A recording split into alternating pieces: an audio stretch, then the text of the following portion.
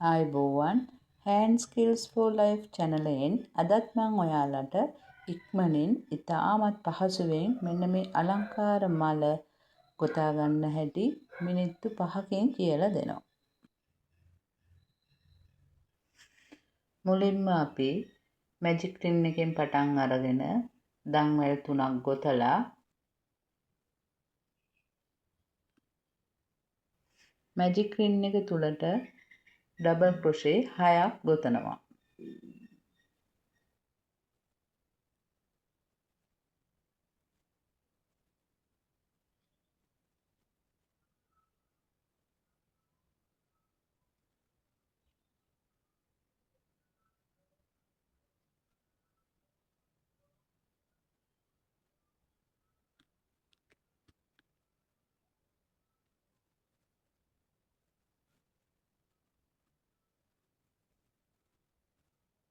ඊට පස්සේ මැජික් රින් එකේ නූල මෙන්න මේ විදිහට තද කරගන්න ඕනේ.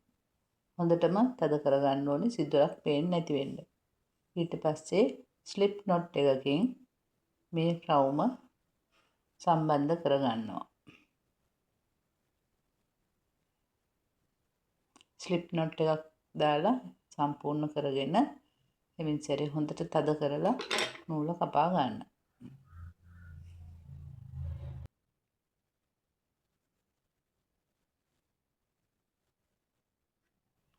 දැන් මේ විදිහට ගෙතුම් අතරින් කටු යවලා හිමින් සැරේ නූල ඇදලා අරගෙන නූල සඟවා ගන්නවා.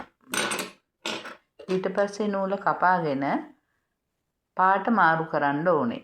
මේ විදිහට රෝස පාට නූල අරගෙන පිටිපස්සෙන් අරගෙන රූප් එකක් හදාගෙන දන්වැල් 3ක් ගොතනවා.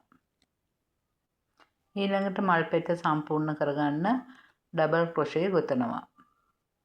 1යි තව එකක් 2යි ඊළඟට ට්‍රිපල් ක්‍රොෂේ එකක් ගොතන්න ඕනේ. තුම්පට පිටවිල්ලක් ගොතන්න ඕනේ මැදට. මලේ මැද සමා වෙන්න මලේ පෙත්තේ මැද උසට පේන්න ඕන නිසා ට්‍රිපල් ක්‍රොෂේ එකක් ගොතන්නේ. ඊළඟට ඩබල් ක්‍රොෂේ දෙකක් ආපහු ගොතනවා.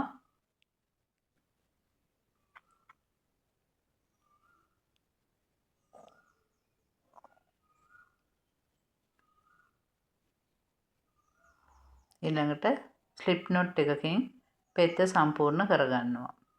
ඊළඟ පෙත්ත ගොතන්නෙත් ඒ විදිහටමයි. දම්වැල් ගොතලා ඩබල් ක්‍රොෂේ දෙකක් ගොතලා ට්‍රිපල් ක්‍රොෂේ එකක් ගොතලා ආයෙත් ඩබල් ක්‍රොෂේ දෙකක් ගොතලා ස්ලිප් නොට් එකකින් පෙත්ත සම්පූර්ණ කරගන්නවා. මේ විදිහට පෙති 5ක් ගොතලා අවසන් කරගන්න ඕනේ.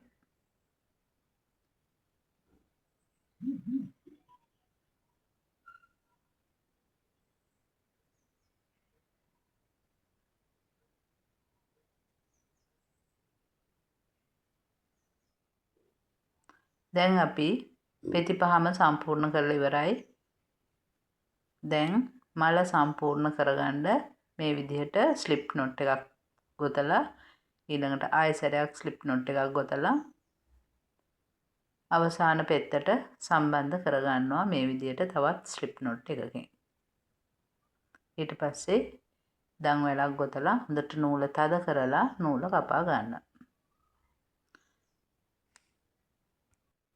ඊළඟට කලින් කරා වගේම නූල් කෑලි දෙක එකට එකතු කරලා ගැට ගහන්න ඕනේ දෙපාරක්. හොඳට තද වෙන්න ගැට ගහලා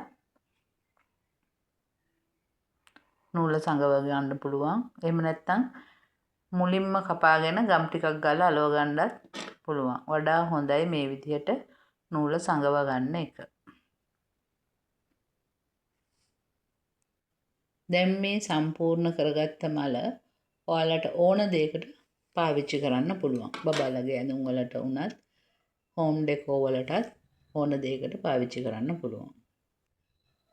ඉතින් මේ නිර්මාණය ලස්සනයි කියලා හිතෙනවා නම් තවත් කාට හරි බලන්න ෂෙයා කරන්න, ලයික් කරන්න, කමෙන්ට් කරන්න. මේ වගේ ඉක්මනින් ඉගෙන ගන්න පුළුවන් ලස්සන නිර්මාණයක් අරන් මං එනකම් ආයුබෝවන්.